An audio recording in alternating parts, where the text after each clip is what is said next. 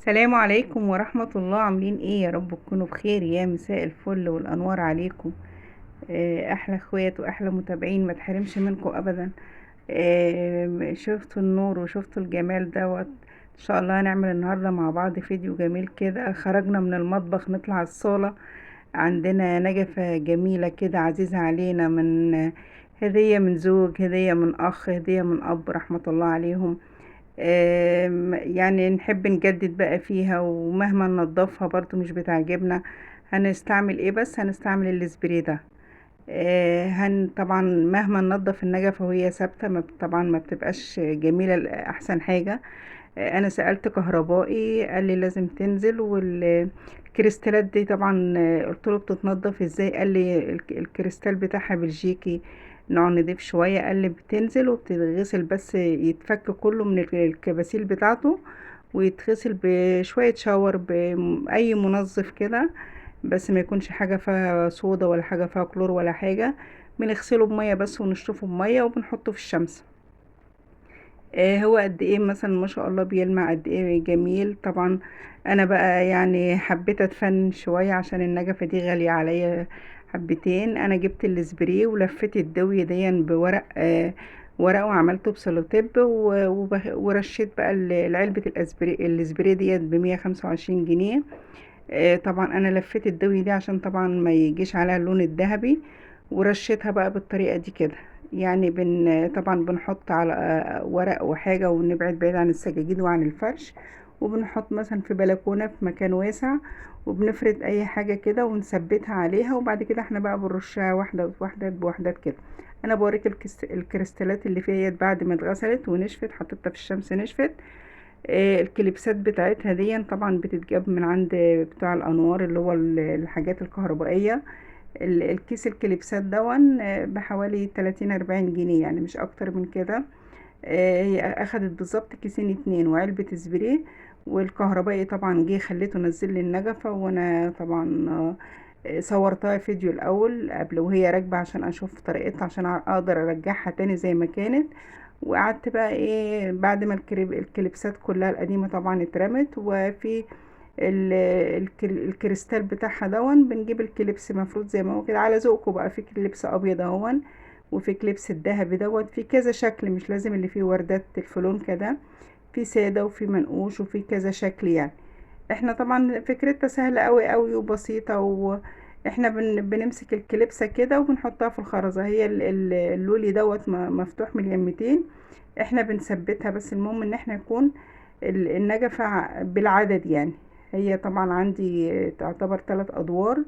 المهم ان احنا جددنا النجفة اللي احنا بنحبها واتبسطنا بيها، ومن حاجة بسيطة قوي قوي رجعنا طبعا رجعنا النجفة بتاعتنا جديدة تاني، وحاجة تبسطنا. واحنا بس بنفردهم كده على مكان وبنثبتهم كلهم، ونقعد بقى بالعدد نركبهم تاني يعني. زي ما حضراتكم شايفين كده. طبعا انا رفعتها على حاجة عالية شوية وقعدت اهوت اعملها. طبعا هي 3 ادوار، الدور اللي ثابت فوق دون، وبعد كده بقى على حسب النجفة اللي عندكم، يعني الستايل بتاعها ازاي. هي بس دي الفكرة، وديت التجديد في النجف يعني. بس طبعا احنا لو مش بنعرف في الكهرباء ما ينفعش ان احنا نيجي جنب الكهرباء خالص.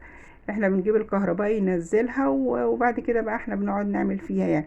لو احنا مش هنعرف نعملها خالص يعني وكده، بتوع الكهرباء بيعملوها يعني، اللي هم بتوع الوحد اللي بيعملوا النجف والحاجات دي، ممكن هو يجددها لك وتديله بس النجفة، وهو بيتعامل معاها في كل حاجة يعني.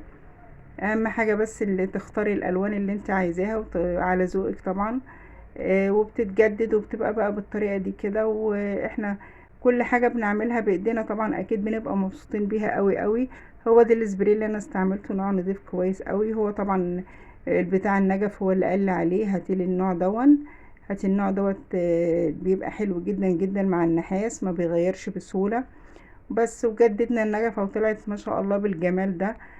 طبعا كمان بيجي الكهربائي يركبها، ما ينفعش احنا نلعب في الكهرباء. بيجي الكهربائي يركبها تاني وكده. احنا من اقل الاشياء او ابسط اي حاجة كده ان احنا رجعنا النجفة اللي احنا بنحبها. طبعا انا طافية كل الاضاءة، ما فيش الا اضاءة النجفة، بوريها لكم اهيت من فوق لتحت. طبعا انا بصور من على بعد، يعني ان هي يعني من متعلقة في الحيطة هي بتاع مكانها. انا بصور طبعا من على بعد. والله هي برضو اشيك من كده بكتير، هي شكلها جميل. وانا طبعا عشان عملتها تعملي الحاجة بايديك وتنفذيها اكيد بتبقي مبسوطة بيها يعني.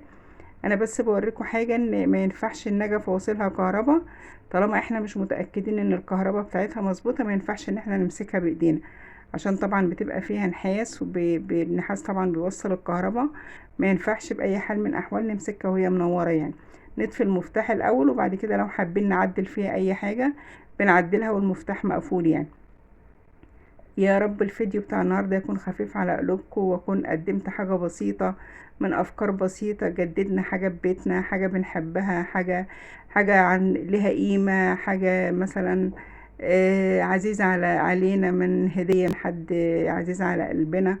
جددنا فيها بأبسط الأشياء وبأقل التكاليف، واتبسطنا بيها. وما شاء الله، يا رب يكون الفيديو النهاردة خفيف على قلوبكم، واتمنى تحطوا عليه لايكات. يعني طبعا حطها عندي في الصالة في الريسبشن بره بالطريقة دي كده. وان شاء الله يا رب الفيديو يكون خفيف على قلوبكم، واتمنى تجربوا الافكار دي. بس ما ينفعش نقرب من الكهرباء، لازم كهربائي اللي يجي يركبها. وسلام عليكم.